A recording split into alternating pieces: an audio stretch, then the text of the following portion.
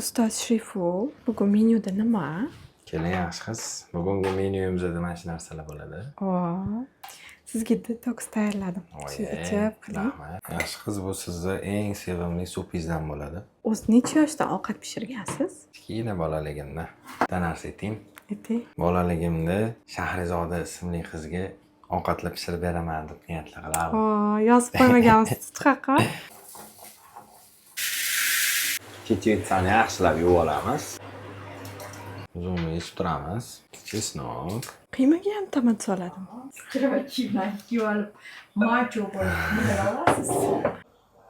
Ozgina un qo'shib yubordim. Tomat, ozgina shakar. Qaynoq suv solamiz. Bu burgerni sog'inganlar rosa ko'pdir-a. Yana bitta yeyishga Turkiyaga olib bora olasizmi? Boraman. Xudo xolasa bahorda boramiz. Turetskiy burgerimizdan sousi ham tayyor. Shunda bu burgerlarga ketchup mayonez solinmaydimi? Aslo yo'q. Kotletamizni qo'yamiz ustiga. Pergamentni ho'llab olamiz. Ustini yopib, uzoq 10 minut. So'nggi nafasgacha bo'lmasmiz ayro. Senga jonim fido, senga jon fido. Bilasizmi? Yeah. Ko'rsatma. Yaxshi qiz, romantikani boshlaymizmi? Boshlang.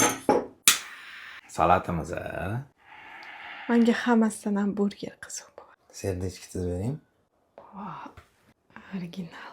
Turkiyada eng arzon burger, lekin eng ko'p ketadigan burger mashq hisoblanadi. Mana oling yaxshi qiz. Yaxshi to'xting, shirin qilib beraman. Oling. O'zi yedirib qo'yasizmi? Shahzod aka, sig'amni o'chirmadingizmi? Tugatamizmi? Tugatamiz. Yo'q.